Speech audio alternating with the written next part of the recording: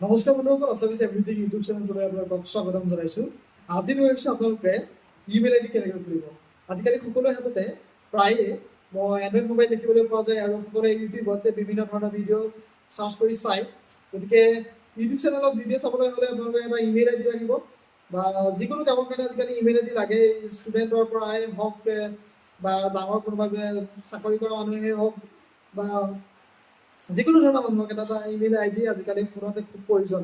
গতিকে email ID আপোনালোকে সহজভাৱে কেনেকৈ মোবাইলতে খুলি ল'ব পাৰিব সেই বিষয়ে আজি শিকাবলৈ গৈ আছোঁ। আপোনালোকে যদি ভিডিঅ'টো ভাল পায় তেন্তে লাইক কৰি দিব, শ্বেয়াৰ কৰি দিব আৰু চেনেলটো যদি এতিয়ালৈকে ছাবস্ক্ৰাইব কৰা নাই, ছাবস্ক্ৰাইব কৰি বেল আইকনটো বজাই দিবলৈ নাপাহৰিব।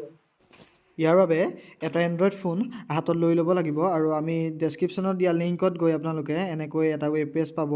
ইয়াত ক্ৰিয়েট একাউণ্টত আপোনালোকে ক্লিক কৰি দিয়াৰ লগে লগে ফৰ মাই পাৰ্চনেল ইউজ বুলি অপশ্যন এটা পাব, তাত ক্লিক কৰি দিব। ক্লিক কৰাৰ লগে লগে আপোনালোকৰ নাম আৰু লাষ্ট নেম লিখিবলৈ আহিব, ফাৰ্ষ্ট নেম আৰু লাষ্ট নেম। লাষ্ট নেমটো অপশ্যনেল হয়, নিদিবও পাৰে, আপোনালোকে দিবও পাৰে। মই ইয়াত দি দিছোঁ। দিয়াৰ পাছত আপোনালোকে নেক্সট কৰি দিব। নেক্সট কৰাৰ পাছত আপোনালোকে বাৰ্থডে দিবলৈ আহিব। আপোনালোকে যিটো আপোনালোকৰ আধাৰ কাৰ্ড বা পেন কাৰ্ডত আছে সেই বাৰ্থডেটো দি ল'ব। যদি আপুনি ইয়াৰ পাছত কেনেবাকৈ ইউটিউব চেনেল খুলিম বুলি ভাবে তেন্তে ভেৰিফিকেশ্যনৰ কাৰণে এইটো অতি গুৰুত্বপূৰ্ণ। তাৰপিছত আপোনালোকৰ জেণ্ডাৰটো ছিলেক্ট কৰি নেক্সট কৰি দিব। নেক্সট কৰাৰ পাছত আপোনালোকৰ ছাজেশ্যনত কেইটামান ইমেইল আইডি আহিব। তাৰ ভিতৰত আপোনালোকে এটা ছিলেক্ট কৰি ল'ব পাৰে, নহ'লে নিজৰ ইচ্ছামতে এটা একাউণ্ট আপোনালোকে ক্ৰিয়েট কৰি ল'ব পাৰে। তাৰ বাবে আপোনালোকে ক্ৰিয়েট এ জিমেইল এড্ৰেছত আপোনালোকে নিজৰ মতে এটা ইমেইল আইডি লিখি ল'ব। লিখি লৈ পেলাই আপোনালোকে নেক্সট কৰি দিব। নেক্সট কৰি দিয়াৰ লগে লগে আপোনালোকে ইয়াত পাছৱৰ্ড দিবলৈ আহিব। পাছৱৰ্ডটো অতি গুৰুত্বপূৰ্ণ। ইয়াত আপোনালোকে এটা দীঘলীয়া সংখ্যাৰ পাছৱৰ্ড দিব লাগিব। প্ৰথম 4টা শব্দ হ'ব লাগিব, তাৰ মাজত এটা স্পেচিয়েল কেৰেক্টাৰ আৰু 4টা নাম্বাৰ হ'ব লাগিব। আপোনালোকে নাম আৰু ডেট অফ বাৰ্থ এই নাম্বাৰ আৰু আখৰত নলগাই যাতে, কিয়নো অতি সোনকালে এনেকুৱা ধৰণৰ পাছৱৰ্ড দিলে হেক হৈ যাব পাৰে। তাৰ বাবে আপোনালোকে ব্যতিক্ৰম এটা পাছৱৰ্ড দি দিব। মই ইয়াত পাছৱৰ্ডটো দি নেক্সট কৰি দিছোঁ। আপোনালোকেও নিজে পাছৱৰ্ড এটা ক্ৰিয়েট কৰি নেক্সট কৰি দিব।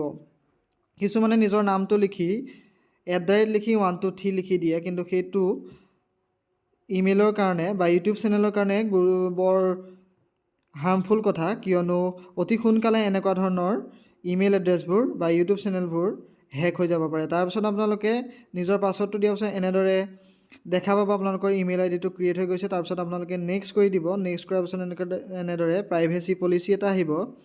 এইখিনি আপোনালোকে পঢ়ি চাব। পঢ়ি চাই আপোনালোকে আই এগ্ৰী কৰি দিব। ইয়াত মই কিছুমান বস্তু ছেভ মাই পেজ এইকেইটা ডোণ্ট ছেভ কৰি দিছোঁ, কিন্তু আপোনালোকে ইয়াত ছেভ কৰি থ'লেও একো প্ৰব্লেম নহয়। তাৰপিছত আপোনালোকে এই গোটেইখিনি এবাৰ চাই পেলাই একেবাৰে তললৈ স্ক্ৰল কৰি গৈ থাকিব।